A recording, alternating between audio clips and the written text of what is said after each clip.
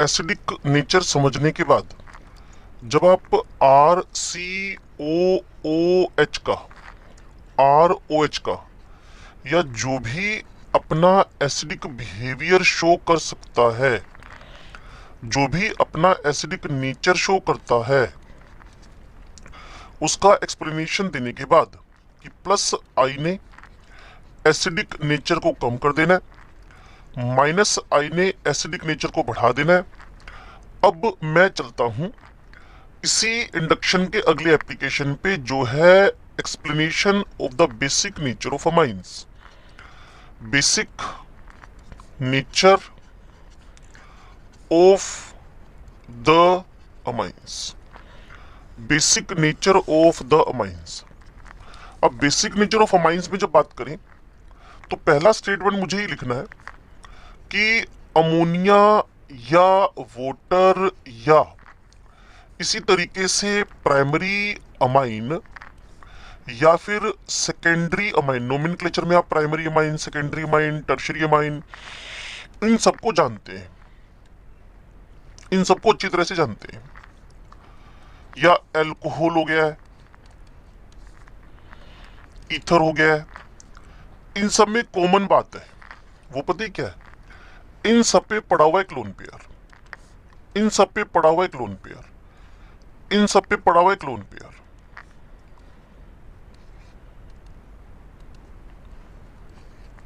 Okay, अब हम कहेंगे कि लुईस के बेस कौन है। अब हम कहेंगे लुईस के बेस कौन है, तो सभी लुईस बेस है जो लोन पेयर ऑफ इलेक्ट्रॉन्स के डोनर है, लोन पेयर ऑफ इलेक्ट्रॉन्स के डोनर है, लोन पेयर ऑफ इलेक्ट्रॉन्स के डोनर लुईस बेस होंगे। तो अब हमें यह समझना है कि जो लुईस बेस का डोनर है, क्लियर, उसी को हम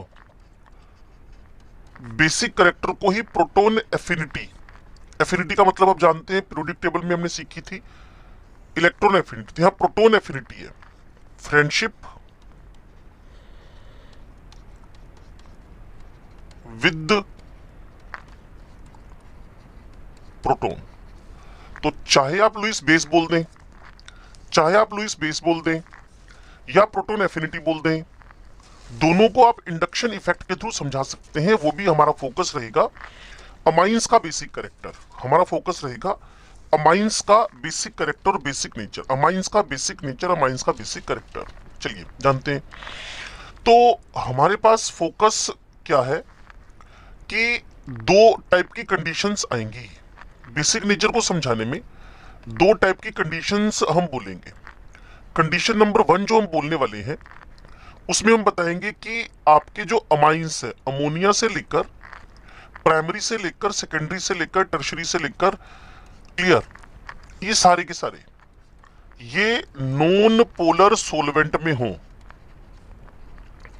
ये सभी के सभी नॉन पोलर सोलवेंट में हो, या फिर ये आपके पास नॉन पोलर सोलवेंट का अगर मतलब समझना चाहते हैं, या तो ये CCl4 में हो, क्लियर, या ये कार्बन डाइसल्फाइड में हो, या ये बेंजीन के अंदर घुले हुए हों, पिरिडीन में घुले हुए हों, क्लियर, बेंजीन में घुले हों, पिरिडीन, ये स्ट्रक्चर पिरिडीन का है, इन सब में घुले हों, या फिर वेपर स्टेट में हो, या फिर वेपर स्टेट में हो। और इसका दूसरा मतलब आपको भी समझ में आ जाएगा कि हाइड्रोजन बॉन्डिंग ना हो रही हो, no hydrogen bonding with solvent, कोई भी हाइड्रोजन बॉन्डिंग सोलवेंट से ना हो रखी हो, no hydrogen bonding with solvent, solvent से कोई भी हाइड्रोजन बॉन्डिंग ना हो रखी हो। तो बड़ा सिंपल सा फैक्टर है इसके अंदर जो मैं आपको समझाने जा रहा हूं कि अगर मुझे बेसिक नेचर एक्सप्लेन करना है तो पॉजिटिव इंडक्शन का मतलब आप सब जानते हैं, इलेक्ट्रॉन को पुश मिलता है, क्लियर, इलेक्ट्रॉन डोनेट होते हैं। तो आप सोचिए लोन पे डोनर कौन है, बेस। तो मान लो यहां आप अमोनिया से, प्राइमरी अमाइन से क्लियर, सेकेंडरी अमाइन की तरफ बढ़ते हुए टर्शरी अमाइन पे आ रहे हैं। ओके, यहां लोन पेयर है, यहां आपके पास लोन पेयर है, यहां लोन पेयर है, यहां लोन पेयर हुआ। तो जब आप पॉजिटिव इंडक्शन लगाने बैठेंगे तो इलेक्ट्रॉन को पुश मिलेगा। तो इस नाइट्रोजन पे इलेक्ट्रॉन डेंसिटी बढ़ जाएगी, इलेक्ट्रॉन डेंसिटी बढ़ जाएगी। और जब इलेक्ट्रॉन डेंसिटी इंक्रीज कर गई तो प्राइमरी अमाइन के अमोनिया के कंपैरिजन में प्राइमरी अमाइन का बेसिक कैरेक्टर ज्यादा हो गया। और अगर यही इलेक्ट्रॉन पुश ज्यादा लग गया तो यहां इलेक्ट्रॉन डेंसिटी और बढ़ गई। इलेक्ट्रॉन डेंसिटी जितनी ज्यादा बढ़ जाएगी, इलेक्ट्रॉन डेंसिटी जितनी ज्यादा बढ़ जाएगी, बेसिक कैरेक्टर उतना ही ज्यादा क्या करेगा, इंक्रीज कर जाएगा। ये देखिए 3 आर इलेक्ट्रॉन को हाई लेवल पे पुश कर रहे हैं। जब इतना ज्यादा पुश करेंगे तो इलेक्ट्रॉन डेंसिटी जबरदस्त तरीके से पॉजिटिव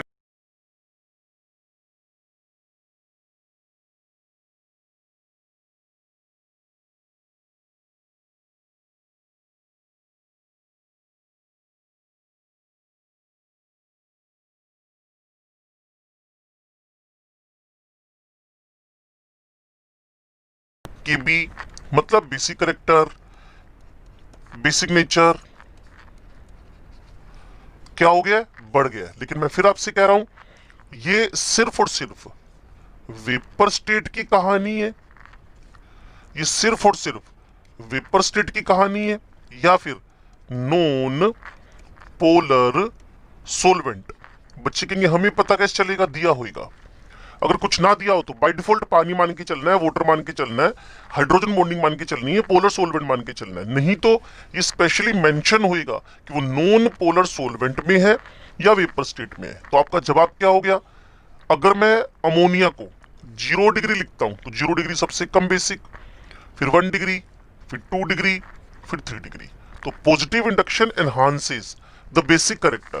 पॉजिटिव इंडक्शन इंक्रीज कर रहा है बेसिक कैरेक्टर को, पॉजिटिव इंडक्शन इंक्रीज कर रहा है बेसिक कैरेक्टर को। क्लियर है जी। तो बेसिक कैरेक्टर को बढ़ाना हो तो पॉजिटिव इंडक्शन बढ़ा दो, पॉजिटिव इंडक्शन बढ़ा दो, और पॉजिटिव इंडक्शन बढ़ते ही आपके पास आंसर आने लगेंगे। ओके, ये आपके पास एक समरी है, इसको आप नोट कर सकते हैं। तो अगर मैं इसी चीज को नेगेटिव इंडक्शन से जोड़ दूं, नेगेटिव इंडक्शन से जोड़ दूं तो साफ सी बात है, अगर एसिडिक नेचर बढ़ता है तो बेसिक नेचर क्या होएगा, कम होएगा। केबी किसको इंडिकेट कर रहा है, बेसिक स्ट्रेंथ को। तो जितना केबी ज्यादा उतनी बेसिक स्ट्रेंथ ज्यादा, और केबी को बढ़ाने के लिए पॉजिटिव इंडक्शन चाहिए और नेगेटिव इंडक्शन उसको क्या कर देगा, कम कर देगा। तो इस पेज के बाद मैं आपको क्वेश्चंस बताता हूं जो आपको सोल्व करने हैं। ठीक है जी। मेरे को कहा गया कि मोस्ट बेसिक कौन है, मोस्ट बेसिक कौन है।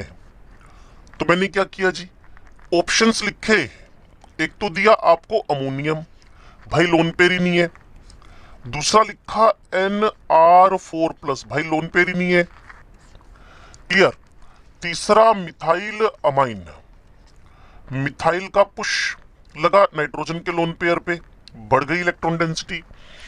क्लोरो CH2NH2 यहां डेंट लग गया, ये नेगेटिव आई ग्रुप है, इलेक्ट्रॉन्स को अट्रैक्ट कर रहा है, इलेक्ट्रॉन डेंसिटी डाउन आ गई है। अभी तक यही हीरो चल रहा है। क्लियर। अब आपने CH3NH और खून चूसने वाला ग्रुप लगा दिया नाइट्रो, इलेक्ट्रॉन्स फिर विड्रॉ हो गए, नाइट्रोजन के इलेक्ट्रॉन डेंसिटी और डाउन आ गई। तो अभी तक जो आपका आंसर बन रहा है आउट ऑफ दीज ऑल 4, ये आपके पास मोस्ट बेसिक बनेगा, क्योंकि इसके अंदर पॉजिटिव इंडक्शन लग रहा है। यहां तो आपके पास लोन पेयर ऑफ इलेक्ट्रॉन्स ही नहीं है। ठीक है जी। तो आपका आंसर बन गया होगा मोस्ट बेसिक के अंदर। ये हमारा पहला क्वेश्चन बेसिक नेचर को लेकर हुआ। चलिए, बेसिक नेचर को लेकर हम इसी तरीके से और क्वेश्चन करते हैं, और बस आपको एक रिवीजन अपने दिमाग में बार बार क्या चलाना है, क्लियर, बार बार आपके दिमाग में एक ही क्वेश्चन चलना चाहिए और एक ही कॉन्सेप्ट चलना चाहिए कि मोर पॉजिटिव इंडक्शन, मोर बेसिक नेचर। पानी में कुछ और फैक्टर जुड़ेंगे, मैं आपको वो बताता हूं। ठीक है जी, तो चलिए बढ़ते हैं आगे की तरफ कि आपको अच्छा बेस ढूंढना है। अच्छा बेस ढूंढने में प्राइमरी सेकेंडरी टर्शियरी माइंस तो मैंने आपको बता ही दिए थे। ओके, उसके बाद प्राइमरी सेकेंडरी टर्शियरी माइन तो मैंने आपको बता ही दिए थे, क्लियर। तो के ए के बी के बारे में आपको एक खबर लगी गई है, तो एक काम करते हैं, इसके बाद प्रैक्टिस गेम खेलते हैं। पहले मैं आपको बता दूं कि अगर मुझे basic character of amines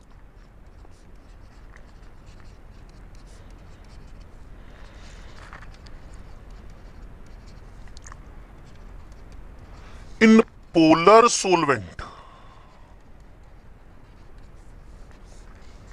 in the polar solvent, in the polar solvent, या फिर यूं मान के चले पोलर सोलवेंट की जगह पर मैं पानी लिख दूं, मैं मिथेनॉल इथेनॉल लिख दूं, क्लियर, जहां हाइड्रोजन बॉन्डिंग पॉसिबल हो, पॉसिबिलिटी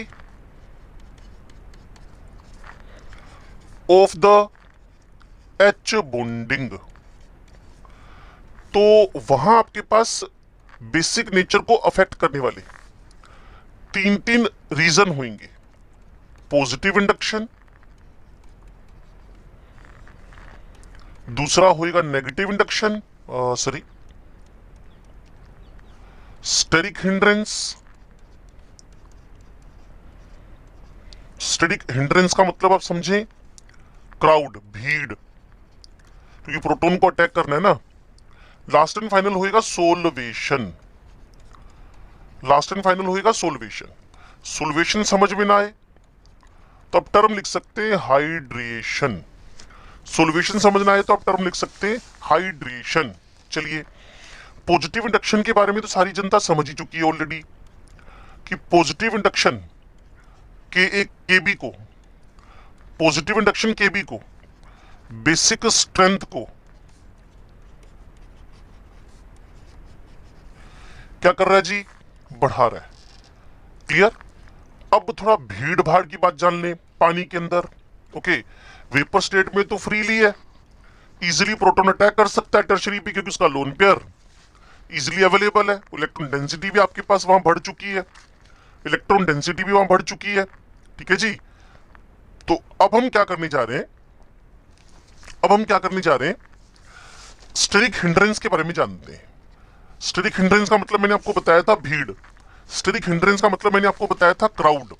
तो हुआ क्या, अमोनिया पे, प्राइमरी अमाइन पे, क्लियर, इससे तो आपको साफ पता चल गया ऊपर वाले से 3210, लेकिन ये फाइनल आंसर नहीं है पानी के अंदर, not the final answer in water, ठीक है जी। अमोनिया इस नाइट्रोजन के लोन पेयर पे प्रोटॉन का अटैक करना इजी है। अब मैं यहां सेकेंडरी अमाइन लिख लेता हूं, इसके नाइट्रोजन के लोन पेयर पे प्रोटॉन का attack, proton affinity slight difficult हो गया है। और अगर मैं यही काम टर्शरी के साथ करवा दूं तो भीड़ बढ़ने से, क्राउड बढ़ने से H प्लस का अटैक वेरी डिफिकल्ट हो गया, वेरी डिफिकल्ट हो गया, ठीक है जी। तो इससे जो मेरे पास कंक्लूजन निकला, प्राइमरी पे अटैक आसान है, सेकेंडरी पे डिफिकल्ट है, टर्शरी पे डिफिकल्ट है, जीरो पे उससे भी आसान है, क्योंकि भीड़ तो है ही नहीं, तो प्रोटॉन एफिनिटी ज्यादा हो जाएगी भीड़ के अकॉर्डिंगली। बट फिर मैं आपसे बोल दूं, ये मेरे पास फाइनल आंसर नहीं है। तो आप कहेंगे फाइनल आंसर क्या है, बताते हैं जी अभी, क्लियर। तो तीसरे कॉन्सेप्ट की तरफ बढ़ते हैं, जिसको आप सोलवेशन, हाइड्रेशन बोल रहे हो, सोलवेशन या हाइड्रेशन बोल रहे हो। ठीक है जी, सोल्वेशन या हाइड्रेशन बोल रहे हो। तो हुआ क्या, मेरी बात को ध्यान से सुनेंगे आप। अमोनिया या फिर प्राइमरी अमाइन या फिर सेकेंडरी अमाइन या फिर टर्शरी अमाइन जब भी प्रोटॉन से जुड़ेगा तो इसका बनेगा अमोनियम सोल्ट। इसका बनेगा अमोनियम सोल्ट। इसका बनेगा अमोनियम सोल्ट। ठीक है जी, ये जो अमोनियम सोल्ट बने हुए हैं, ये जो अमोनियम सोल्ट बने हुए हैं, ये जो आपके सामने अमोनियम सोल्ट बने हुए हैं, ठीक है जी, तो इन अमोनियम सोल्ट में हमें स्टेबिलिटी ज्यादा चाहिए। वही सेम अगर आप पीछे एसिड पढ़कर आए, स्टेबिलिटी ऑफ अमोनियम सोल्ट्स, ठीक है जी, स्टेबिलिटी ऑफ अमोनियम सोल्ट ज्यादा होगी।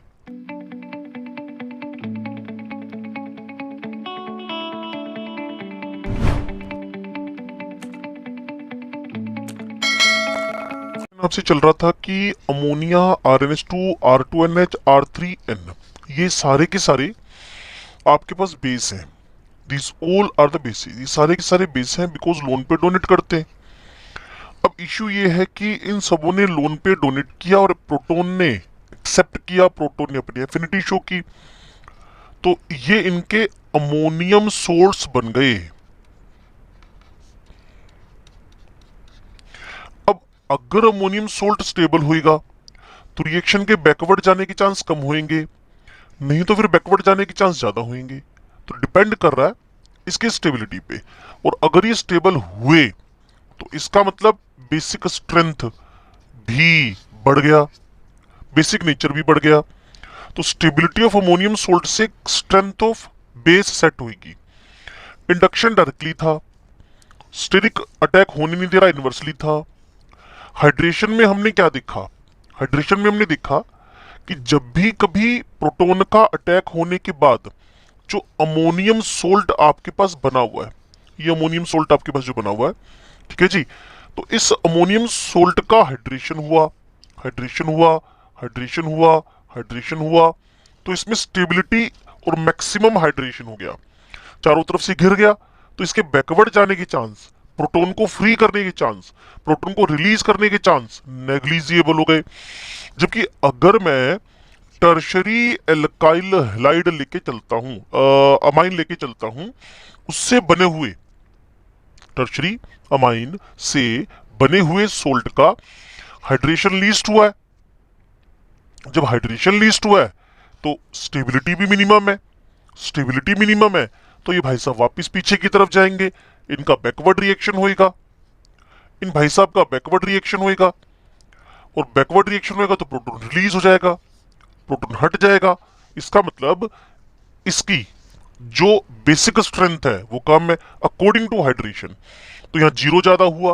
अब तो कंट्रोवर्सी क्रिएट हो गई है कि एक इंडक्शन कह रहा है टर्शरी ज्यादा अच्छा बेस, स्टेरिक हिंड्रेंस कह रहा है अमोनिया 0 डिग्री अच्छा बेस, हाइड्रेशन कह रहा है अगेन 0 डिग्री अच्छा base.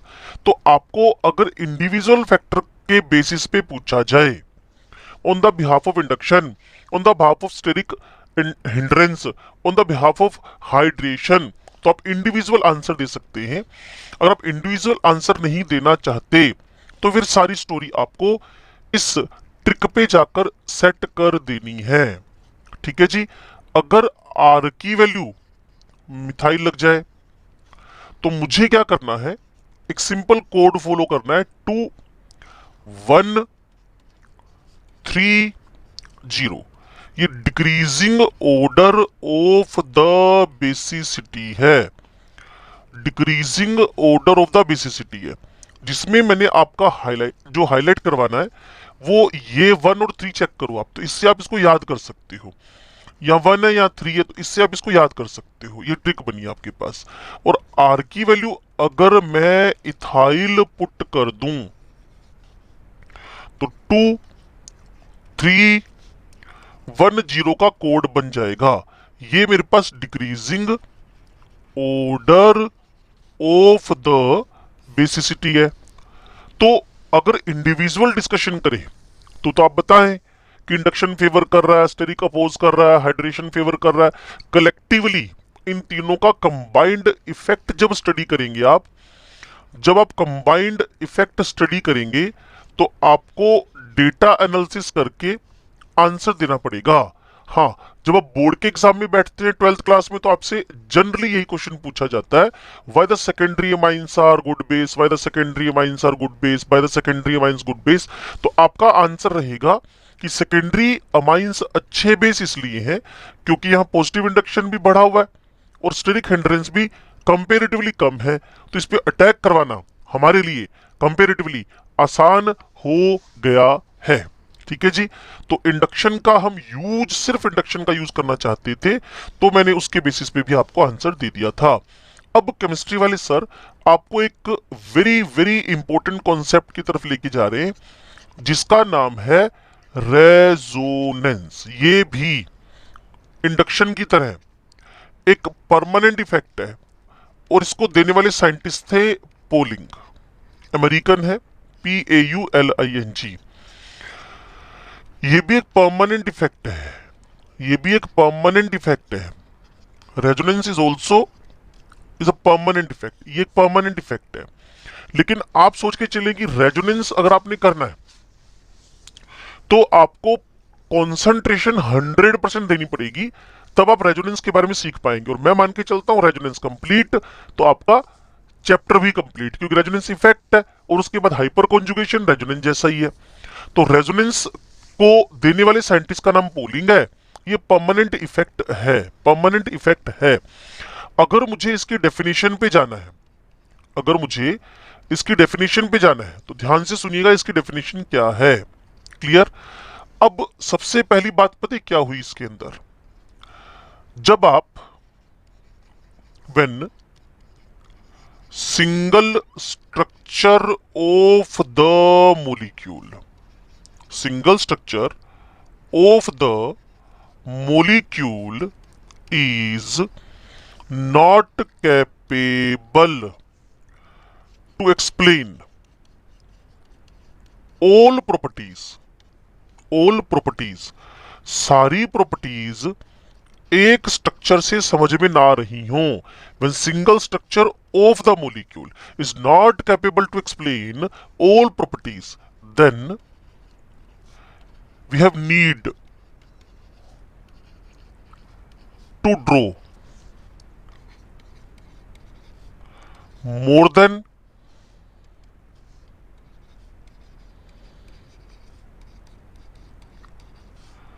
one structure, more than one structure. एक से ज्यादा स्ट्रक्चर आपको ड्रॉ करने पड़ेंगे, more than one structure. Clear. और वो जो स्ट्रक्चर ड्रॉ करने का फिनोमिनन है, clear, more than one structure, clear, phenomenon to write structures is known as resonance. तो रेजोनेंस क्या हुआ, स्ट्रक्चर्स ड्रॉ करने का फिनोमिनन ही हुआ। और जो मॉलिक्यूल्स हैं and structures are known as resonance structures और कैनोनिकल स्ट्रक्चर्स। आपने इनको रेजोनेंस स्ट्रक्चर्स या कैनोनिकल स्ट्रक्चर्स बोल दिया है। जब एक मॉलिक्यूल, किसी भी एक मॉलिक्यूल का एक ही स्ट्रक्चर बनाया और वो सारी की सारी प्रॉपर्टीज एक्सप्लेन करने में कैपेबल नहीं हो पाया, तो हमें एक से ज्यादा स्ट्रक्चर उसके ड्रॉ करने पड़ेंगे। जब एक से ज्यादा स्ट्रक्चर ड्रॉ करने पड़ेंगे तो उस फिनोमिनन को हम लोगों ने रेजोनेंस बोलना है। फॉर एग्जाम्पल, मेरे पास यूरिया है, ओके, यूरिया का मोलिकुलर वेट 60 है। ये भाई साहब वाटर सोल्यूबल है। और दूसरी बात, ये व्हाइट क्रिस्टल मिलता है।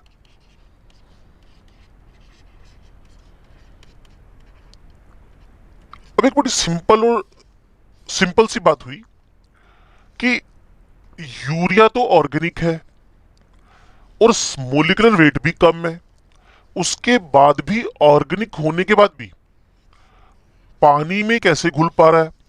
और उससे भी बड़ा ब्लंडर क्या हुआ कि ये क्रिस्टलाइन सॉलिड है। ये आपके पास एक वाइट क्रिस्टलाइन सॉलिड है। वाइट क्रिस्टलाइन सॉलिड कैसे हो गया? वाइट क्रिस्टलाइन सॉलिड है। अब सबसे बड़ी प्रॉब्लम तो यही है कि मोलिकुलर वेट भी कम, वाइट क्रिस्टलाइन सॉलिड पानी में घुल रहा है। तो इस स्ट्रक्चर से, इस अकेले स्ट्रक्चर से, क्लियर, इस अकेले स्ट्रक्चर से अब सारी की सारी प्रॉपर्टीज एक्सप्लेन नहीं कर पा रहे। अब सारी की सारी प्रॉपर्टीज एक्सप्लेन नहीं कर पा रहे। अब सारी की सारी प्रॉपर्टी आपको एक्सप्लेन करनी है तो आपको क्या करना पड़ेगा? एक से ज्यादा स्ट्रक्चर इसके ड्रॉ करने पड़ेंगे। जब एक से ज्यादा स्ट्रक्चर ड्रॉ करोगे, उस फिनोमिनन को ही आप रेजोनेंस, और उसी बेसिस पे जो इसकी कुछ ऑर्गेनिक होने के बाद भी पानी में सोल्यूबिलिटी हमें शो हुई, क्लियर, वो एक्सप्लेन कर पाएंगे। तो यूरिया के अंदर हमने एक लोन पेयर को, अब इसके भी मैं मेथड सिखाऊंगा। एक बार यूं समझिए आप कि इसके अंदर हो क्या रहा है। और सबसे इंपॉर्टेंट बात एक और मैं आपको बता दूं, ये जो मैं आपको एरो दे रहा हूं, डबल हेडेड एरो,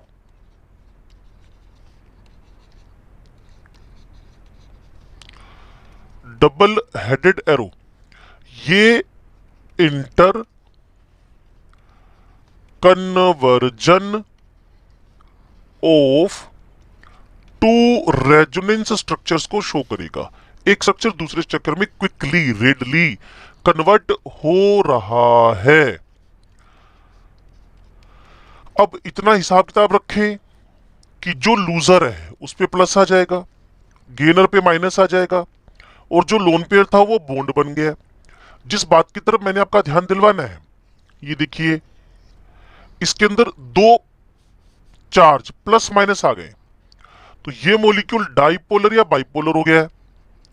और जो भी कोई डाइपोलर बाइपोलर होएगा वो पानी में सोल्यूबिलिटी शो करेगा, पानी में घुलेगा, सोल्यूबिलिटी इन वाटर शो करेगा। तो यही मैं आपको समझाना चाहता हूं। एक स्ट्रक्चर तो एक्सप्लेन नहीं कर पाया जो पहला वाला स्ट्रक्चर था, लेकिन दूसरे स्ट्रक्चर ने, जो रेजोनेंस स्ट्रक्चर बना, उसने जो प्रॉपर्टीज पे हमें शक था वो सारी प्रॉपर्टीज समझाने की पूरी कोशिश की।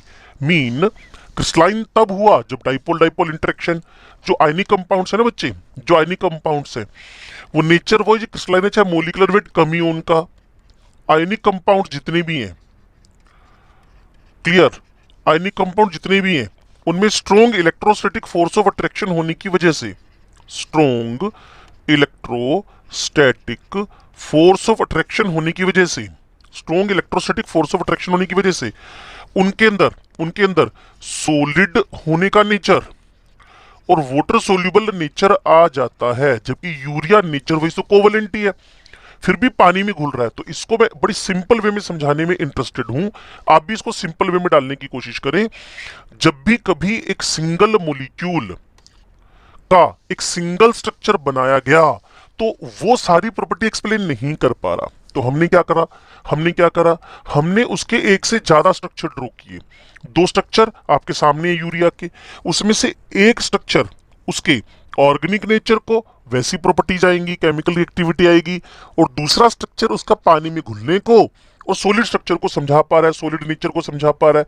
तो वही मैं कह रहा हूं, when single structure of the molecule is not capable to explain all properties, then we have need to write or draw more than one structure, and this phenomenon to write the structure is known as resonance। और जो structure बनेंगे उनको हम बोलेंगे resonance structures और canonical structures. तो ये बात आपके दिमाग में सेट होना बड़ा जरूरी है कि रेजोनेंस की डेफिनेशन क्या आ रही है।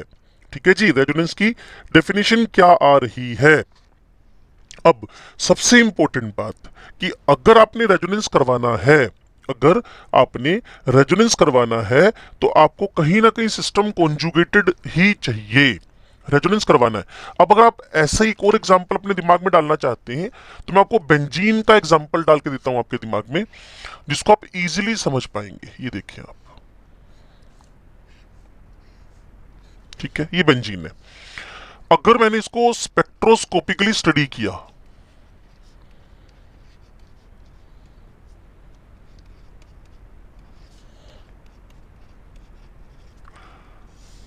तो बेंजीन में मुझे सिंगल और डबल बॉन्ड का कोई भी एविडेंस नहीं मिला। सिंगल और डबल बॉन्ड का कोई भी एविडेंस नहीं मिला।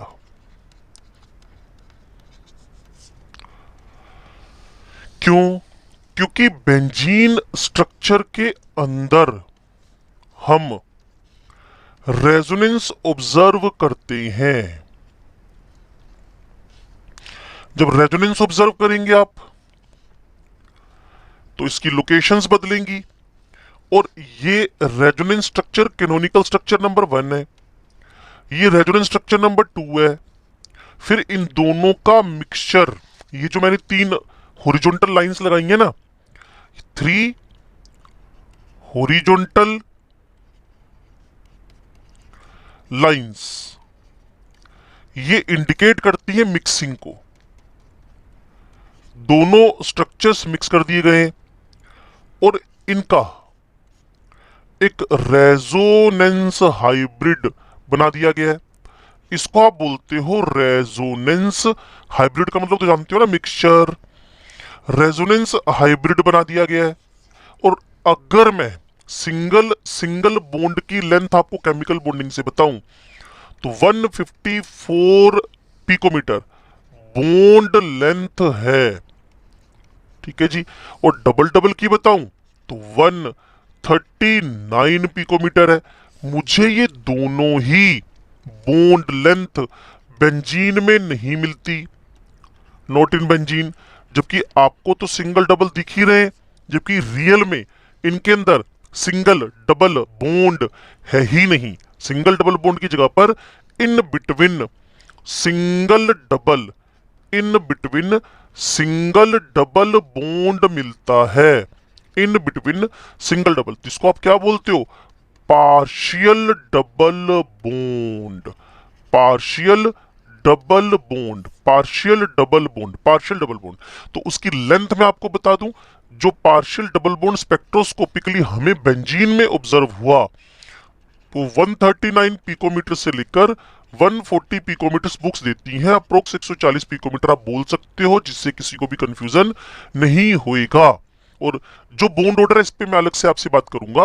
बॉन्ड लेंथ ना तो सिंगल बॉन्ड वाली है, ना बॉन्ड लेंथ डबल बॉन्ड वाली है। बॉन्ड लेंथ इसकी 139 से यहां 134 है। चल कल किसी मिस्टेक है मेरी।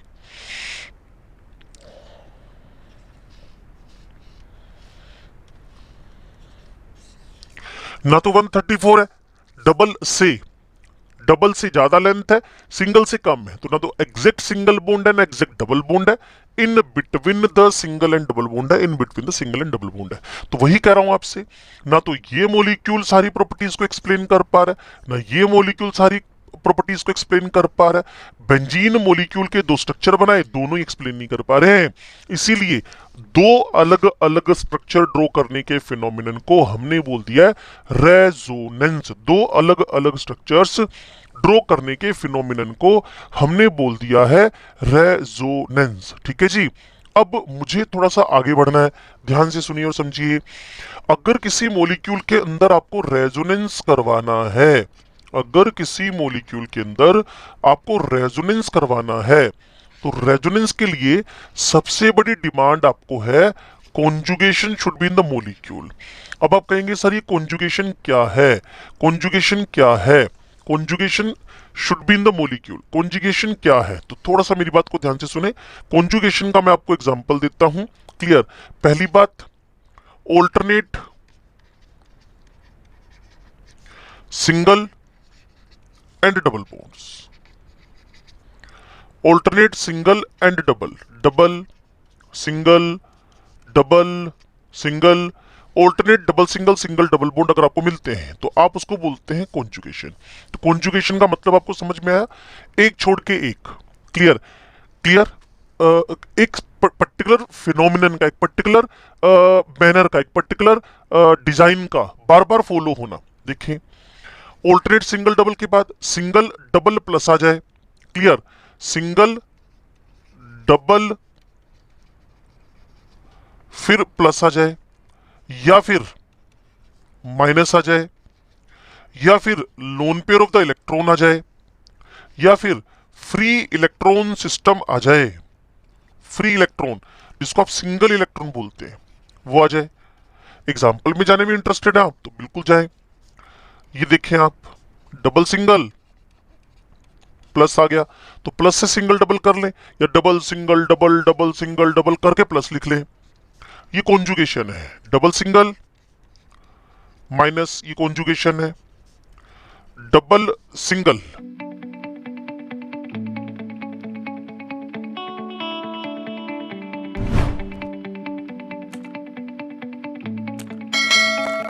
अभी को कंफर्म्ड है, हमारा जो फोकस चल रहा था वो था रेजोनेंस पे, ठीक है जी। तो रेजोनेंस के लिए मैंने आपको बताया था कि कॉन्जुगेशन की बहुत बड़ी नीड है। और ये जो कॉन्जुगेशन है ये है क्या, कॉन्जुगेशन है क्या, तो मैंने आपको बताना शुरू किया था, अगर आपके पास पहला single double single double single double, clear, ये ऑर्डर मिल जाए, जैसा कि बेंजीन रिंग में आप देखते हैं, जैसा कि 1,3 ब्यूटाडाइइन में आप देखते हैं, ठीक है जी। तो ये अगर आपको दिखता है, जैसा कि एक्रोलीन में आप देखते हैं, यहां single double single double single double आपको ऑल्टरनेशन में मिलता है, double single double double single double. तो इस जगह पे इसका नाम हमने कॉन्जुगेशन रखा हुआ है, इसको हमने कॉन्जुगेशन कहा हुआ है। अगर दूसरी बात कि आपको सिंगल डबल सिंगल, यहां अगर माइनस का साइन मिल जाए, सिंगल डबल सिंगल प्लस का साइन मिल जाए, सिमिलरली सिंगल डबल सिंगल, और इस जगह पे आपको लोन पेयर मिल जाए, मान लीजिए कोई ग्रुप जुड़ा हुआ है, सिमिलरली सिंगल डबल सिंगल, और यहां आपको लोन पेयर मिल जाए, सिंगल इलेक्ट्रॉन मिल जाए, फ्री इलेक्ट्रॉन जिसको आप बोलते हैं, ठीक है जी, फ्री रेडिकल जिसको आप बोलते हैं, फ्री इलेक्ट्रॉन सिंगल इलेक्ट्रॉन मिल जाए। तो एग्जांपल्स पे अगर आप जाना पसंद करेंगे, तो मेरे पास ये स्ट्रक्चर आप जानते हैं, अलाइल है, तो अलाइल कार्ब एनाइन, ओके, और सिमिलर वे में अलाइल कार्ब कैटायन, और सेम वे फॉलो करते हुए मैंने बनाया है, इसको आप जानते हैं विनाइल बोलते हैं, क्लियर। ये डबल सिंगल लोन पेयर आ गया, डबल सिंगल लोन पेयर आ गया, इसी वे में मैंने, लो जी, डबल सिंगल डॉट आ गया है। तो ये जो हमारे पास प्रोसेसेस हैं, बेंजीन हुआ, क्लियर, और आप इसको कॉन्जुगेशन नहीं बोलेंगे, डबल सिंगल फिर वापस सिंगल आ गया, फिर डबल आ गया, आप इसको गलती से भी कॉन्जुगेशन नहीं बोलेंगे, ये गलती से भी कॉन्जुगेशन नहीं है, ठीक है जी। और जो मैंने विनाइल क्लोराइड बनाया ये कॉन्जुगेशन है, ये कॉन्जुगेशन है। उसके बाद मैंने डबल सिंगल प्लस बनाया, ये कॉन्जुगेशन है। उसके बाद अगर मैं डबल सिंगल फिर माइनस बोल दूं, तो ये भी कॉन्जुगेशन हमारे पास गलती से भी नहीं होने वाला है, ओके।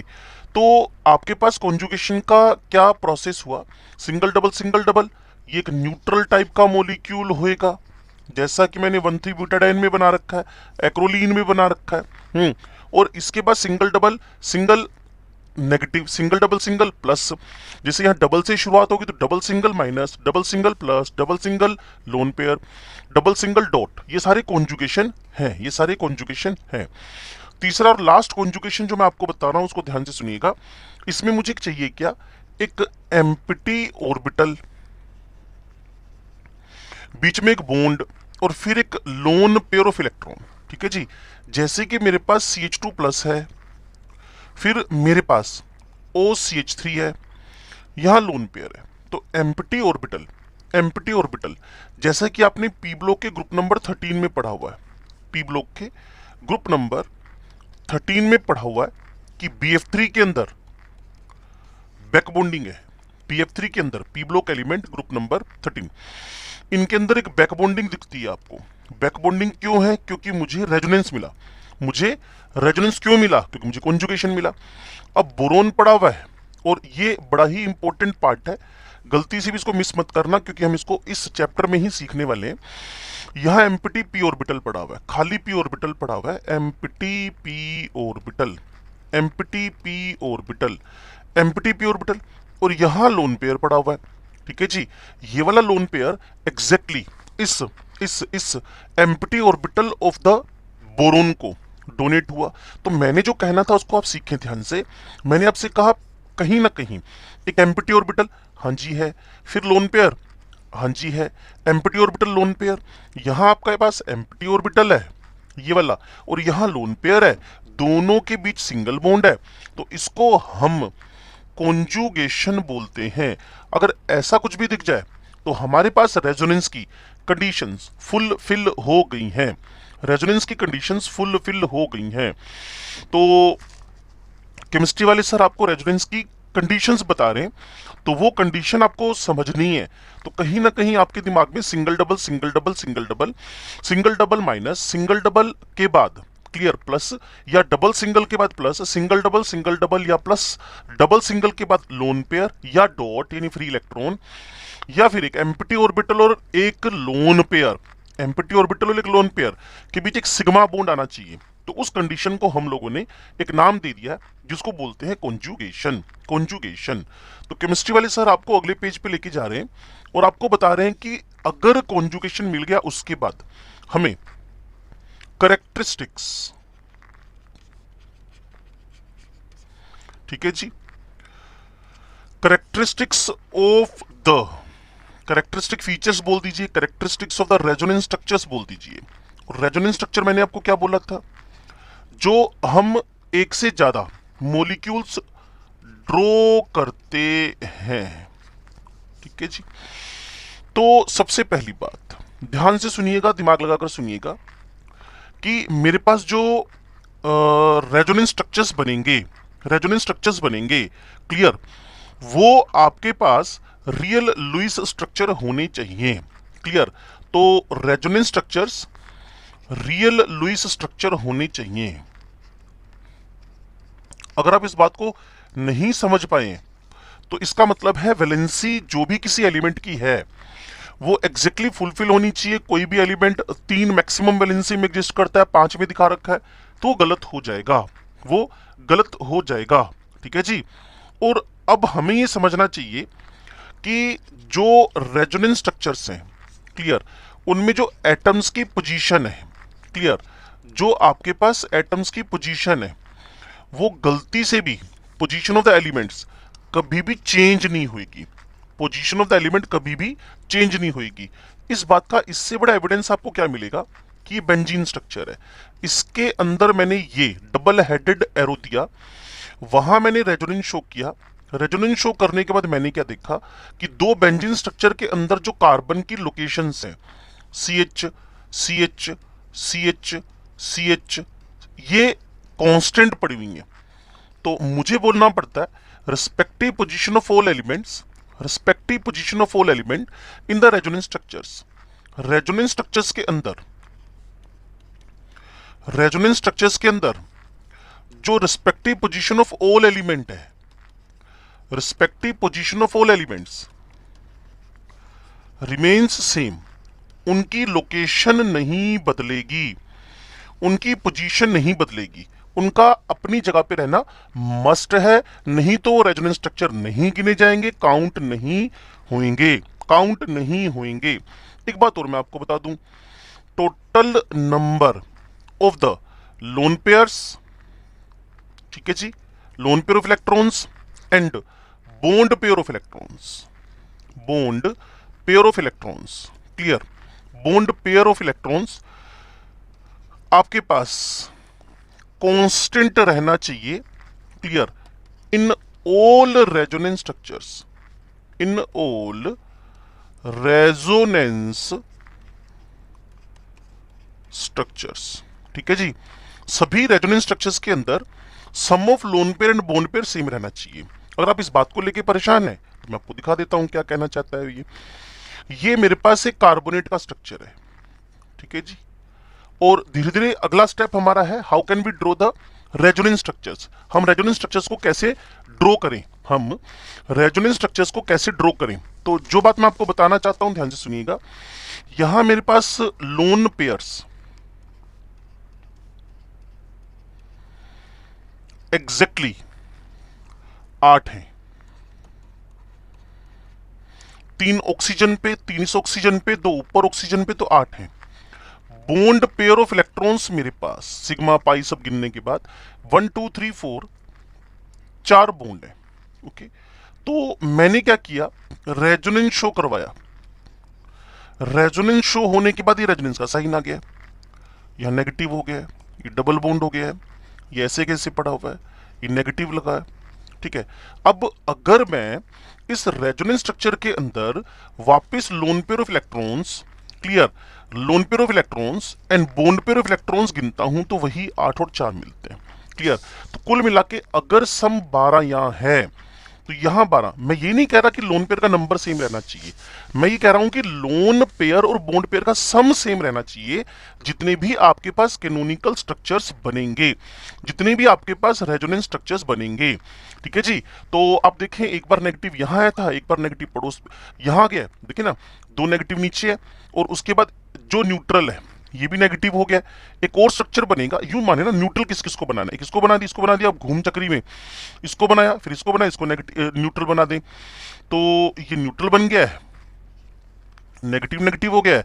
वही सेम कॉपी पेस्ट हुआ 8 और 4 और sum of lone pair bond pair. मैं फिर आपसे एक बात बोल रहा हूं, मैं ये नहीं कह रहा कि लोन पेयर का नंबर सेम रहना जरूरी है, मैं कह रहा हूं लोन पेयर बॉन्ड पेयर का सम सेम रहना जरूरी है, सम सेम रहना जरूरी है। ठीक है जी, और इसमें एक बात तो आप प्रॉपरली रीड कर ही रहे होंगे, इसमें एक बात तो प्रॉपरली आप रीड कर ही रहे होंगे कि जब भी आप रेजोनेंस स्ट्रक्चर बना रहे हैं, इसमें delocalization, delocalization, delocalization किसका हो रहा है। आप डी लोकलाइजेशन समझ गए ना, अपनी जगह से हिलना, अपनी जगह से हटना, डीलोकलाइजेशन, अपनी जगह से हटना, डीलोकलाइजेशन। डीलोकलाइजेशन किसका हो रहा है, या तो लोन पेयर ऑफ इलेक्ट्रॉन का हो रहा है, या तो लोन पेयर ऑफ इलेक्ट्रॉन का हो रहा है, या पाई का हो रहा है। सिग्मा कभी भी, सिग्मा कभी भी डीलोकलाइजेशन में पार्टिसिपेट नहीं कर रहा, सिग्मा कभी भी डीलोकलाइजेशन में पार्टिसिपेट नहीं कर रहा। जहां जाके करेगा, clear, if involves in delocalization, अगर ये डीलोकलाइजेशन में कहीं इन्वॉल्व हो रहा है तो उसका नाम हमने हाइपर कॉन्जुगेशन रखा है, उसका नाम हमने हाइपर कॉन्जुगेशन रखा है। वो बाद में बात समझाएंगे आपको। अगर सिग्मा इन्वॉल्व हो, फिलहाल यहां पर सिग्मा डीलोकलाइजेशन में इन्वॉल्व नहीं हो रहा, फिलहाल सिग्मा यहां डीलोकलाइजेशन में इन्वॉल्व नहीं हो रहा, क्लियर। और अगर इन्वॉल्व होएगा तो हम उसका नाम बदल देंगे, उसका नाम रखेंगे हाइपर कॉन्जुगेशन। ठीक है जी, तो एक बार मैं पिछला क्विक रिवीजन कर दूं कि मुझे अगर रेजोनेंस शो करवाना है तो कॉन्जुगेशन चाहिए, single double single double single double, या फिर double single plus, double single minus, double single lone pair, double single dot, या फिर एम्प्टी ऑर्बिटल और lone pair, empty orbital and lone pair के बीच एक सिग्मा बॉन्ड हो, gap हो। ठीक है जी, और इसके बाद मुझे अगर रेजोनेंस स्ट्रक्चर्स जो बन रहे हैं उनके कैरेक्टरिस्टिक चाहिए तो ये रियल लुईस स्ट्रक्चर हो, पहली बात। इनका जो एटम्स की पोजीशन है वो ना बदले, तीसरी बात। Sum of lone pair bond pair same हो, चौथी बात। यहां जिसका इन्वॉल्वमेंट हो रहा है, जिसका रेजोनेंस में इन्वॉल्वमेंट हो रहा है, वो या तो पाई इलेक्ट्रॉन है, आपके सामने भाई इस स्ट्रक्चर को देखो ना, इसमें सिग्मा थोड़ी तोड़ा आपने, पाई लोन पेयर पाई, पाई लोन पेयर। ओके, चलिए आगे की तरफ बढ़ते हैं। केमिस्ट्री वाले सर आपको रेजोनेंस सिखा रहे हैं, शायद आपको समझ में आ गई होगी बात। जो आपके पास सेकंड पीरियड के मेंबर्स हैं, जो आपके पास सेकंड पीरियड के मेंबर्स हैं, elements of the second period, clear, अगर वो हाइपर ऑक्टेट हो रहे हैं, अगर वो हाइपर ऑक्टेट हो रहे हैं, मतलब क्लियर, वैलेंसी क्रॉस कर रहे हैं, अपनी ग्राउंड स्टेट वैलेंसी क्रॉस कर रहे हैं। और इसको आपको पता है कि मेरे पास boron, next carbon, next nitrogen, next fluorine. Neon का नाम तो भूल ही जाए, बेचारा कहीं इन्वॉल्व नहीं हो रहा। अगर इनका ऑक्टेट हाइपर हो रहा है, ना समझ में आए, electrons around these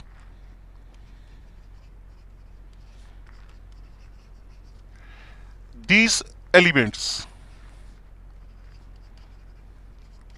more than 8 हो रहे हैं, हाइपर बोलते हैं ना, हाइपर ज्यादा होना, तो वो स्ट्रक्चर आपके पास प्योरली अनएक्सेप्टेबल हो जाएगा। मैं ये नहीं कह रहा अनस्टेबल हो जाएगा, दैट स्ट्रक्चर बिकम्स अनएक्सेप्टेबल। उसको हम कंसीडर ही नहीं करेंगे, हम उसको रेजोनेंस स्ट्रक्चर मानेंगे ही नहीं। जैसे कि आपके पास यहां प्लस है, तो जब आप रेजोनेंस स्ट्रक्चर सीखोगे ना, एक ट्रिक बताऊंगा मैं आपको कि रिचनेस, पाई क्लाउड, इलेक्ट्रॉन की जहां रिचनेस हो वो डिफिशियंसी की तरफ बढ़ता है। तो हम यहां प्लस देखकर थोड़ा सा इमोशनल हो जाएंगे, ठीक है। तो होएगा क्या, आप कहेंगे सर पाई को प्लस को शिफ्ट कर दो, रेजोनेंस करा दो, लूजर पे प्लस आ गया, क्लियर, ये तो रेजोनेंस है। गेनर पे गेनर पे गेनर पे, क्लियर। अब इसको बॉन्ड मिला, इसका प्लस आपने क्या किया, इसका प्लस आपने क्या किया, गायब कर दिया। लेकिन आपने एक बहुत जबरदस्त वाला पंगा ले लिया। नाइट्रोजन की हालत देखो, 3 बॉन्ड तो ये दिख ही रहे, 2 बॉन्ड ये हो गए।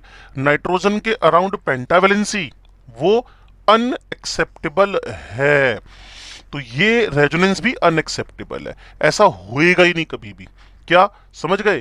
तो ये जो आपके चेहरे पे स्माइल आई थी, ये एक फेक स्माइल है। ये आपके चेहरे पे जो स्माइल आई थी, ये एक फेक स्माइल है, ठीक है जी, ये एक फेक स्माइल है, एक गलत स्माइल है। इसकी जगह पर आपको एक बात बड़ी सिंपल बोलनी है, क्या कि नाइट्रोजन पे प्लस आपको कहीं ना कहीं गलत इंफॉर्मेशन दे रहा है कि मेरे को इलेक्ट्रॉन चाहिए। नाइट्रोजन अपनी मैक्सिमम वैलेंसी में है, नाइट्रोजन की मैक्सिमम वैलेंसी कितनी पॉसिबल है, 4। भाई सेकंड पीरियड का मेंबर है, खाली ऑर्बिटल ही नहीं है, क्लियर। दैट्स व्हाई ये अपनी वैलेंसी को एक्सपेंड नहीं कर सकता। चलो अच्छी बात है, आपको ये क्लियर हुआ। तो अगली बात क्या है, क्लियर। जो रेजोनेंस स्ट्रक्चर्स बन रहे हैं ना पुत्र, रेजोनेंस स्ट्रक्चर्स, जो रेजोनेंस स्ट्रक्चर्स बन रहे हैं ना आपके पास, उनकी जो एनर्जी कंटेंट है, उनका जो एनर्जी कंटेंट है वो नियरली सेम होना चाहिए। अब आप पूछ लोगे अदरवाइज क्या होगा, अगर एनर्जी उनकी नियरली सेम नहीं होगी तो क्या होएगा मेरे भाई? अगर एनर्जी सेम नहीं होगी ना, नियरली सेम नहीं होगी, तो इंटर कन्वर्जन बंद हो जाएंगे, क्लियर। आपको पता है एनर्जी कन्वर्जन, एनर्जी का कंटेंट अगर नियरली सेम है तो वो एक दूसरे में चेंज हो रहे हैं। अगर एनर्जी किसी की ज्यादा किसी की कम हो गई, if energy of one resonance structure is high, तो भाई साहब ये तो हो जाएगा अनस्टेबल, जिसकी एनर्जी ज्यादा होती है उछलता कूदता रहता है। और अगर किसी की यही रेजोनेंस एनर्जी लेस हो गई, ये हो गया स्टेबल। स्टेबल कहेगा मुझे तो चेंज नहीं होना, स्टेबल अनस्टेबल में चेंज नहीं होना पसंद करेगा, जबकि अनस्टेबल स्टेबल में चेंज हो जाएगा, क्लियर। अनस्टेबल को तो स्टेबल होना है, आप भी तो अनस्टेबल हो, आपको स्टेबल होना है, तभी तो मेरा लेक्चर सुन रहे हो ये वाला, नहीं तो आप क्यों सुनो, क्लियर। किसको पसंद आ रहा है ये, कोई इतना इंटरेस्टिंग थोड़ी है, लेकिन ठीक है आपको सुनना है। क्यों? क्योंकि आपको अपने आने वाले कॉम्पिटिटिव एग्जाम को पास करना है। तो अनस्टेबल को स्टेबल होना है ये तो ठीक है, लेकिन स्टेबल अनस्टेबल में क्यों जाएगा? दैट्स व्हाई इन सबका एनर्जी गैप जो है वो बहुत कम होना चाहिए, एनर्जी नियरली सेम होनी चाहिए। और एक रूल भी है ये, क्या कि जिसकी एनर्जी जितनी कम है, क्लियर, मतलब स्टेबल है, stable contributes more in resonance hybrid. भाई स्टेबल ही ज्यादा रोल करता है। डार्विन को सुना आपने, क्या कहकर गए थे भाई साहब? भाई साहब कह रहे थे जो सबसे ज्यादा फिट है वही ज्यादा एग्जिस्ट करता है। तो मेरे भाई स्टेबल जिसकी एनर्जी कम है, क्लियर। वही रेजोनेंस हाइब्रिड में क्या करेगा, हाइब्रिड मतलब सबका मिक्सचर, कंट्रीब्यूट करेगा, सबसे ज्यादा वही कंट्रीब्यूट करेगा। तो एक बार नजर मार ले, जो आपके सेकंड पीरियड के एलिमेंट्स हैं, जो आपके सेकंड पीरियड के एलिमेंट्स हैं, उनका उनका उनका उनका कभी भी ऑक्टेट क्रॉस नहीं करना चाहिए, और जो रेजोनेंस स्ट्रक्चर बन रहे हैं उनका एनर्जी डिफरेंस कम होना चाहिए। क्लियर ना। तो ये सारी बातें जब आपको समझ में आ जाए, तो एक बहुत ही इंपॉर्टेंट बात मैं इसी पेज पे और आपको लिख के दे देता हूं, इसका रिवीजन करते रहिएगा। 7th टर्म में यही लिख देता हूं, आप समझ जाना क्या, कि जब भी आप रेजोनेंस करवाने जा रहे हो, पीछे आपको बताया था ना, कॉन्जुगेशन होना चाहिए। What mean of conjugation, clear, जो आपके पास स्ट्रक्चर है, क्लियर, डीलोकलाइजेशन ऑफ इलेक्ट्रॉन्स हो रहा है, डी लोकलाइज्ड जो आपके पास इलेक्ट्रॉन क्लाउड है, clear, should be in plane,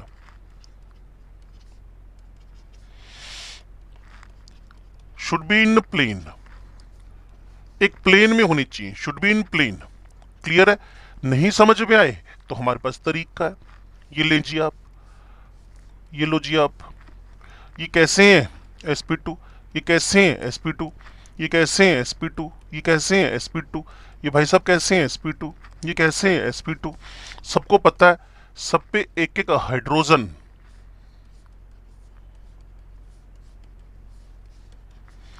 इस तरीके से लगा हुआ है। ओके, तो अगर मैं इस बेंजीन के स्ट्रक्चर को एग्जैक्टली आपको ड्रॉ करके बताऊं तो कुछ ऐसा बनेगा।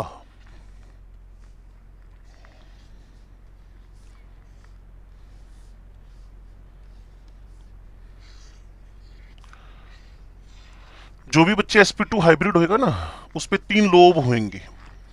चैप्टर का नाम केमिकल बॉन्डिंग है, चैप्टर का नाम केमिकल बॉन्डिंग है।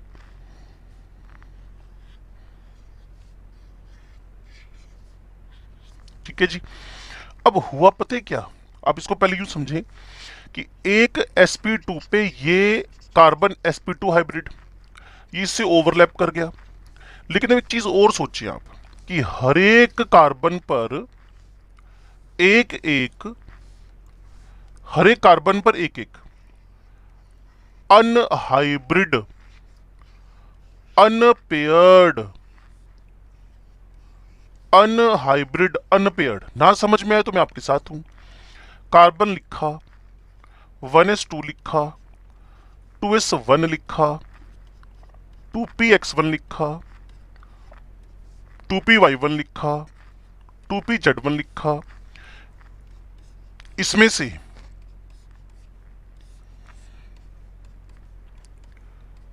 इसमें से ये एक s और 2p मिक्सिंग में पार्टिसिपेट कर गए, sp2 हाइब्रिड हो गए, और जो ये ऑर्बिटल बचा हुआ है, ये हर एक कार्बन पर इस फॉर्म में टिकेगा, अन हाइब्रिड, बिना हाइब्रिडेशन के रह गया, अन पेयर्ड। तो मेरे भाई इनके अंदर sideways overlapping, sideways overlapping, sideways overlapping के चांस हैं, साइडवाइज ओवरलैपिंग के चांस हैं। यही चांसेस अगर मैं, यही चांसेस अगर मैं इसको रीड्रॉ कर दूं, इसको रीड्रॉ कर दूं, इसको रीड्रॉ कर दूं,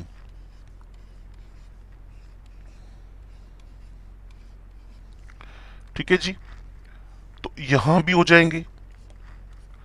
तो जितने चांस इस 1-2 के बीच है, उतने 3-4 के बीच है, उतने 5-6 के बीच है, उतने ही आपके पास 2-3 के बीच है, या 1-2 था ना बच्चे, 1-2, उतने ही 2-3 के बीच है, उतने ही 4-5 के बीच है। क्लियर, 1-2-3-4-5 एंड 6, उतनी 1-6 के बीच में। ठीक है, तो मैं जो आपके दिमाग में बात डालना चाहता था वो क्या थी, रेजोनेंस मतलब कॉन्जुगेशन। कॉन्जुगेशन को जब मैं आपकी तरह से स्टूडेंट लाइफ में था, तो मेरे टीचर ने बताया था रेजोनेंस करवाना है तो structure should be conjugated, but mean of it delocalised electron जिनका डीलोकलाइजेशन हो रहा है वो प्लेन में होनी चाहिए, बिना प्लेन के रेजोनेंस नहीं होएगा, बिना प्लेन के रेजोनेंस नहीं होएगा। अगर कोई स्ट्रक्चर प्लेन्ड है तो वो प्लेन प्लेन फ्लैट है, तो रेजोनेंस होएगा। तो वही मैंने आपको बताया, बेंजीन और उसके जितने भी फर्दर स्ट्रक्चर बन रहे हैं वो कैसे हैं, प्लेन है, प्लेन है तो रेजोनेंस होएगा। sp2 हाइब्रिड पुत्र, ये sp2 है, ये sp2 है, sp2 है, ये sp2 है बिटुआ, क्लियर। तो ये आपके पास sp2 sp2 sp2 sp2 हो गया है। इसका मतलब ये स्ट्रक्चर क्या हो गया है, प्लेनर। और कोई भी स्ट्रक्चर अगर प्लेनर है, कॉन्जुगेटेड है, क्लियर, तो उसमें रेजोनेंस के चांसेस बन जाएंगे, उसमें रेजोनेंस के चांसेस बन जाएंगे, उसमें रेजोनेंस के चांसेस बन जाएंगे। अब जो बात मैं आपके दिमाग में डाल चाहता हूं वो ध्यान से सुन लें कि जितने भी हम रेजोनेंस स्ट्रक्चर्स बना रहे हैं, क्लियर, जितने भी हम रेजोनेंस स्ट्रक्चर्स बना रहे हैं, क्लियर, वो सारे के सारे कैसे हैं जी, हाइपोथेटिकल। और आपको पता है पोलिंग सर ने जितने भी कॉन्सेप्ट दिए थे, पोलिंग सर ने जितने भी कॉन्सेप्ट दिए थे वो सारे के सारे कॉन्सेप्ट हाइपोथेटिकल हैं। बट ये जरूर है आप इनका सपोर्ट लेकर मैक्सिमम चीजें समझा सकते हो। कोई भी स्ट्रक्चर इसमें रियल नहीं है, बस अगर कुछ रियल है तो, कुछ रियल है तो वो है रेजोनेंस हाइब्रिड। रेजोनेंस हाइब्रिड सबका मिक्सचर है, उसको हम रियल मानते हैं। बाकी जितने भी रेजोनेंस स्ट्रक्चर्स बन रहे हैं, those all are the hypothetical, those all are the hypotheticals. Resonance structures are hypothetical and individually do not represent any real molecule. Resonance structure isolate नहीं किए जा सकते, रेजोनेंस स्ट्रक्चर रियल नहीं होते हैं, ठीक है जी। तो ये सारा डिस्कशन आपसे इनके करेक्टरिस्टिक्स को लेके चल रहा था। ओके, रिवीजन के मूड में हो तो मैं हाईएस्ट टाइम लगाऊंगा 2 मिनट, ध्यान से सुनिएगा। अगर रेजोनेंस करवाना हो तो कॉन्जुगेशन की नीड है single double single double. Okay, single double minus single double plus, double single plus, double single minus, double single lone pair, double single dot, और इसके बाद empty orbital, empty orbital and, empty orbital and positive charge, मतलब empty orbital and lone pair दोनों भी single bond हो तो उसको भी हम कॉन्जुगेशन कंसीडर करते हैं। उसके बाद जो हमारे दिमाग में बात गई करेक्टरिस्टिक, ये रियल लुईस स्ट्रक्चर होनी चाहिए, मतलब जो एटम्स की पोजीशन वो बदलनी नहीं चाहिए, मतलब जो आपके पास लोन पेयर बॉन्ड पेयर का सम है वो कांस्टेंट रहना चाहिए, मतलब आपके पास सिग्मा कभी भी पार्टिसिपेट नहीं करेगा, स्ट्रक्चर टूट जाएगा भाई। जब भी मान लो मैं एक सिग्मा बॉन्ड को लोकलाइज से डीलोकलाइज करवा दूं तो टुकड़े टुकड़े हो गए, इसके फ्रेगमेंटेशन हो गया। भाई रेजोनेंस कर रहे हो कि तोड़ा फोड़ी मचा रखी है आपने, ये नहीं बर्दाश्त होएगा, ये नहीं चलेगा, ठीक है जी। उसके बाद सेकंड पीरियड का मेंबर कोई अपना ऑक्टेट एक्सपेंड ना करे। रेजोनेंस स्ट्रक्चर जो बन रहे हैं उनका एनर्जी कंटेंट नियरली सेम हो, अगर कोई लेस मोर हो गया ना तो भाई स्टेबिलिटी की तरफ चला जाएगा जिसकी एनर्जी बहुत कम है। ओके, रेजोनेंस स्ट्रक्चर में कॉन्जुगेशन तो जितने भी रेजोनेंस में हम इलेक्ट्रॉन पाई इलेक्ट्रॉन कवरिंग हो रही है, डीलोकलाइज इलेक्ट्रॉन की कवरिंग हो रही है, that should be in the plane. इसलिए बेंजीन हुआ, 1,3 ब्यूटाडाइन हुआ, ये सब प्लेन में रहने जरूरी है, प्लेन से बाहर हुआ रेजोनेंस गायब हो जाना है। उसके बाद है रेजोनेंस के जितने भी स्ट्रक्चर बन रहे हैं ऑल आर द हाइपोथेटिकल, जो रियल है वो है आपका रेजोनेंस हाइब्रिड, वो है आपके पास रेजोनेंस हाइब्रिड, वो आपके पास बनेगा रेजोनेंस हाइब्रिड, ठीक है जी। चलिए आगे बढ़ते हैं, ध्यान से सुनिएगा एक एक बात को। Rules for drawing the resonance structures. Resonance structures draw करने के रूल्स की बात हो रही है, ठीक है। तो इसमें एक सुपर ट्रिक बता दूं मैं आपको।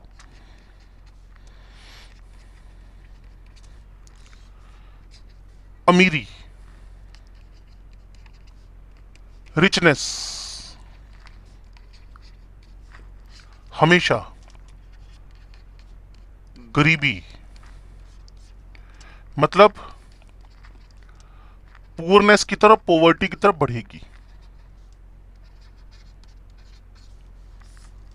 ये फंडा है, जहां इलेक्ट्रॉन्स होंगे वो हमेशा उस तरफ बढ़ेंगे जिस तरफ की इलेक्ट्रॉन्स की कमी हो, इलेक्ट्रॉन्स की कमी हो।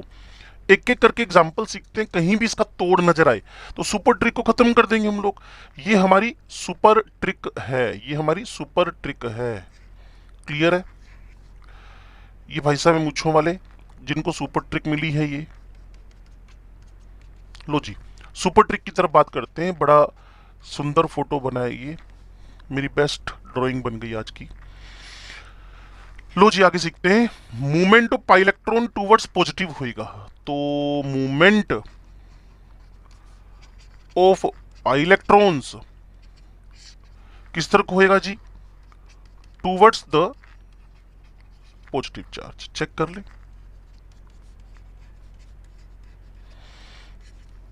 ये 6 इलेक्ट्रॉन है, भुखमरी पैदा हो रखी है, पॉवर्टी आ रखी है, तो ये पाई इलेक्ट्रॉन इधर शिफ्ट हो जाएगा। ये रेजोनेंस का साइन है, बस थोड़ा आपको अपना दिमाग लगा के सोचना है। यहां प्लस हो गया, ये फिर चलेगा, ये एक दूसरे के अंदर खेलते रहेंगे।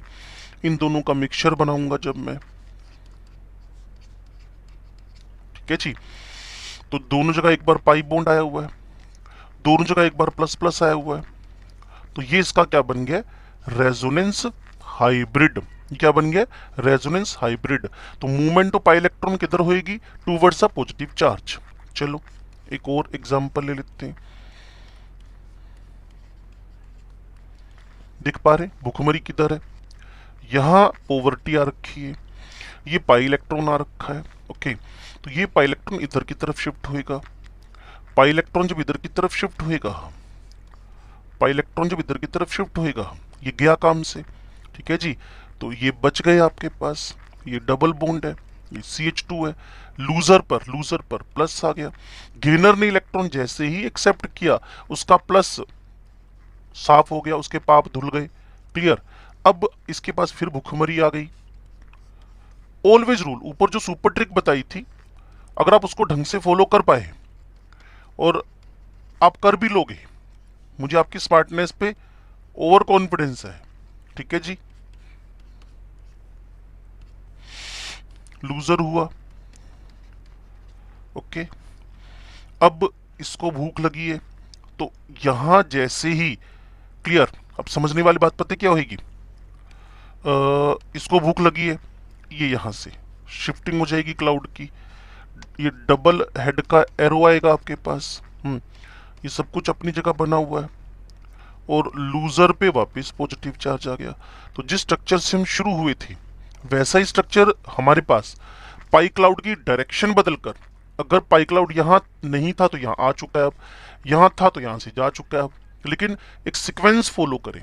अब अगर मुझे कोई कहेगा इसके रेजोनेंस हाइब्रिड ड्रॉ करना है, तो मैं सब जगह पाई बॉन्ड आ रखा है, डॉटेड लाइन लिख दी गई है, यहां परमानेंटली सिंगल बॉन्ड रहा ही रहा है, यहां प्लस का चार्ज आया गया आया गया आया गया आया गया आया गया आया गया आया गया आया गया, मतलब पाई क्लाउड यहां का जो प्लस का चार्ज है वो इन सब में एक एक बार है जरूर, वो भी अब यहां डबल बॉन्ड पार्शियल है। तो ये इसका मिक्सचर बन गया है। रेजोनेंस हाइब्रिड आप समझने लग गए ना अब? रेजोनेंस हाइब्रिड, और इनमें से कोई भी रियल नहीं है। हाँ, हर एक मिलकर एक एक छोटी छोटी प्रॉपर्टी को समझा रहे हैं, ठीक है जी। तो movement of pi electron towards positive होएगी, richness always move towards the deficiency, richness always electron deficiency की तरफ बढ़ती है, ठीक है जी। Electron richness always electron deficiency की तरफ बढ़ती है। चलो जी, अब काम को आगे बढ़ाते हैं, समझ आप तुरंत ही जाओगे।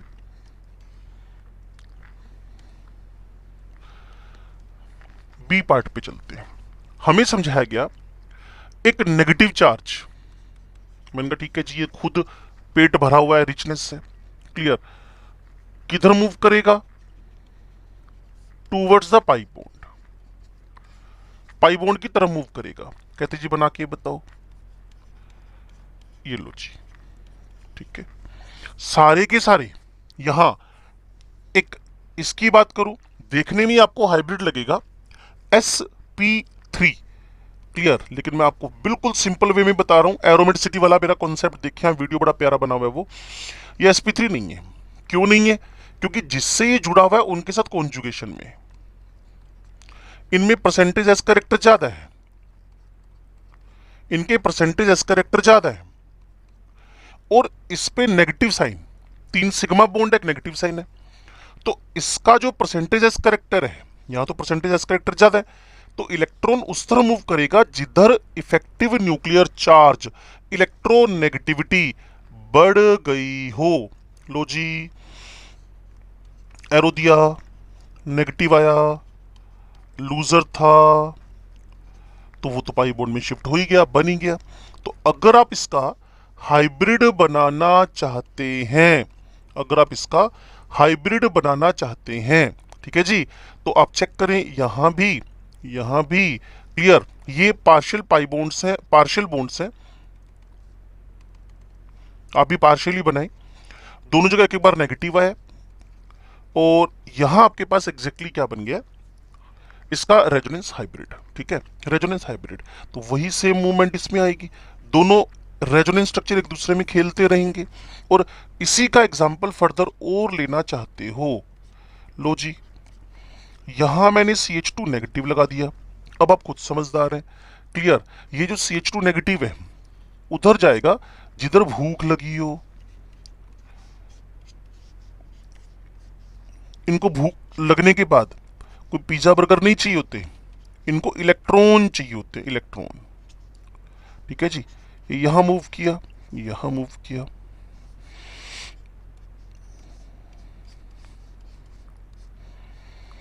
ठीक है जी, ये नेगेटिव आ गया, ये डबल बॉन्ड CH2 आ गया,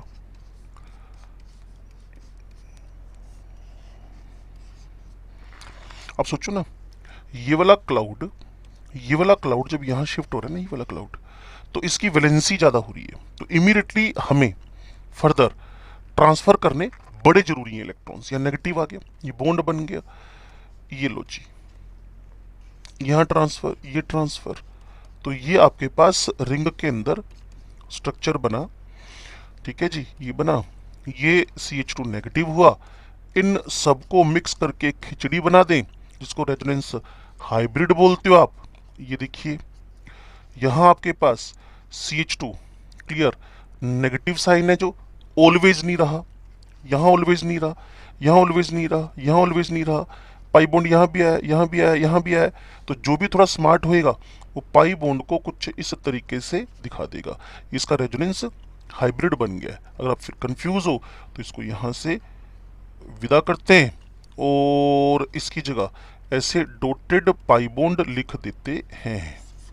ओके, तो शायद आप मेरी बात को एग्जैक्टली पकड़ गए होगे, समझ गए होगे कि हमें क्या करना है।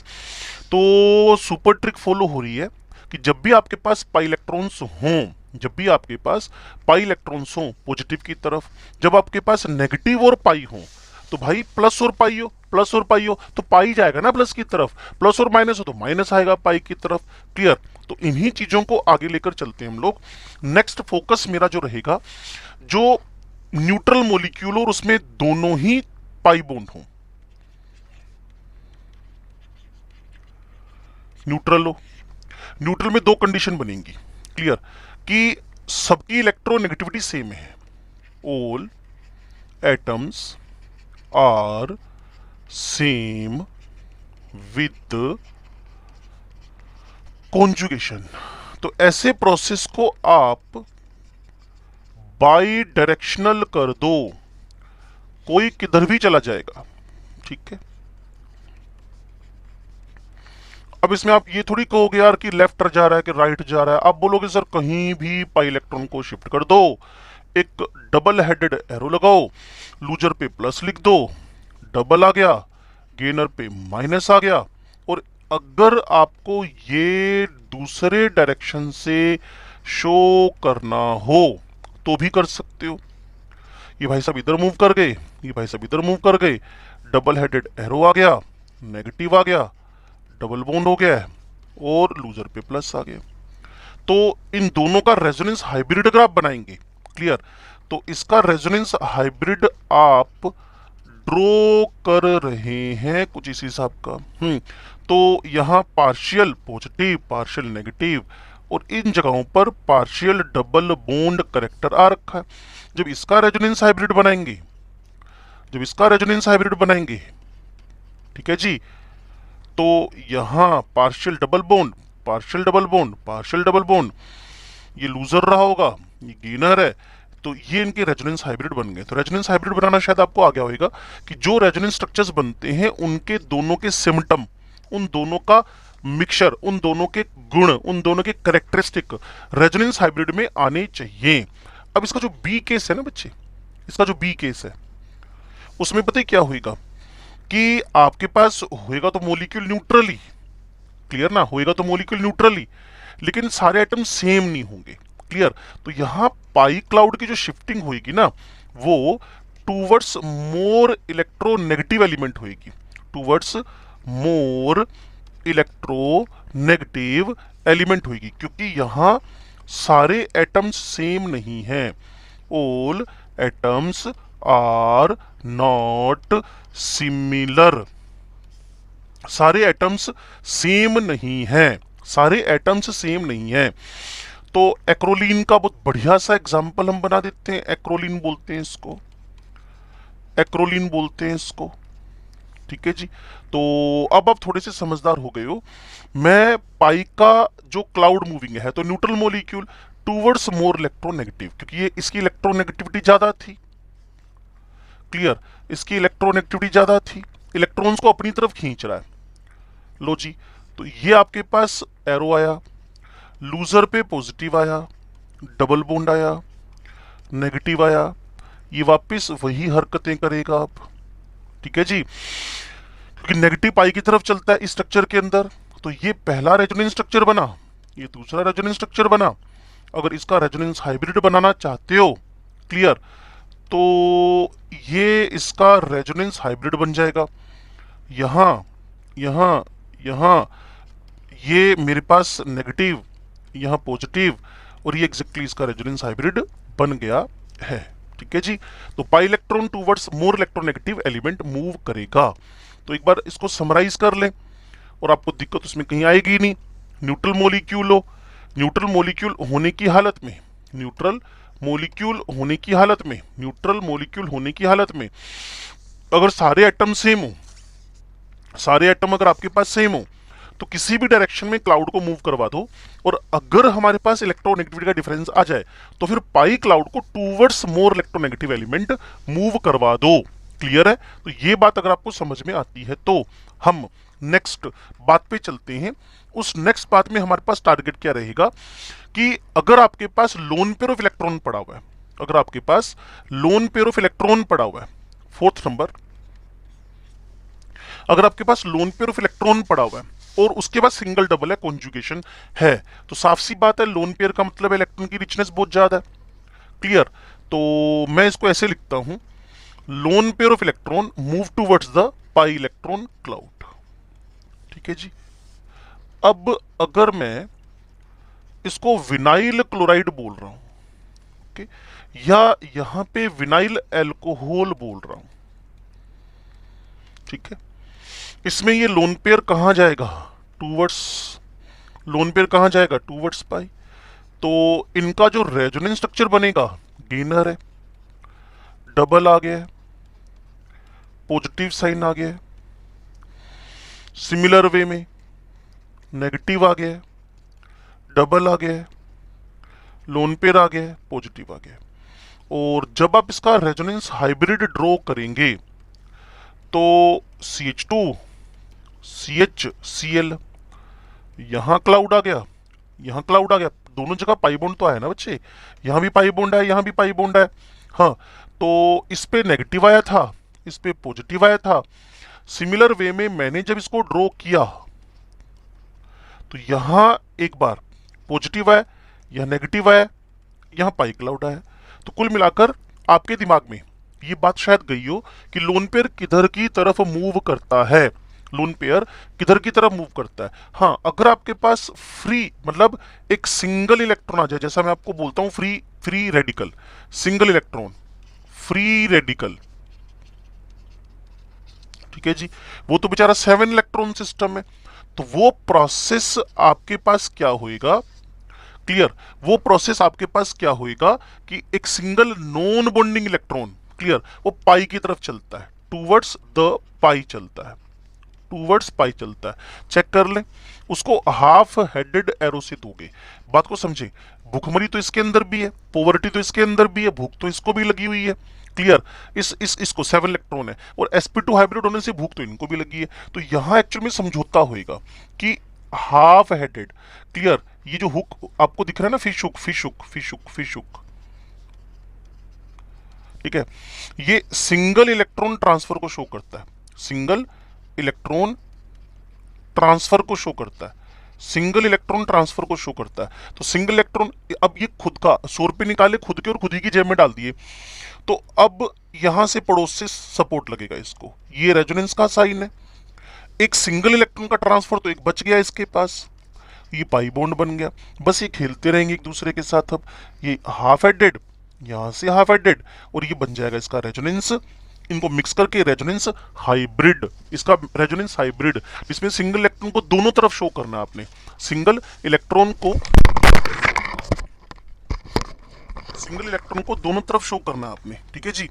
तो आपके दिमाग में बात गई होगी कि क्या बोल रहे हैं हम लोग यहाँ पे। ओके, तो ये मेरी तरफ से आपको एक सिंपल मैसेज था जिसमें मैं आपको बता रहा था कि रेजोनेंस स्ट्रक्चर हमें कैसे ड्रॉ करने हैं, रेजोनेंस स्ट्रक्चर्स हमें कैसे ड्रॉ करने हैं। तो केमिस्ट्री वाले सर आपको बता रहे हैं रेजोनेंस स्ट्रक्चर ड्रॉ करने। एक लास्ट एंड फाइनल डील मैं आपसे और कर लूं, उसमें होएगा क्या, लोन पेयर इलेक्ट्रॉन और पॉजिटिव चार्ज हो, क्लियर, लास्ट एंड फाइनल।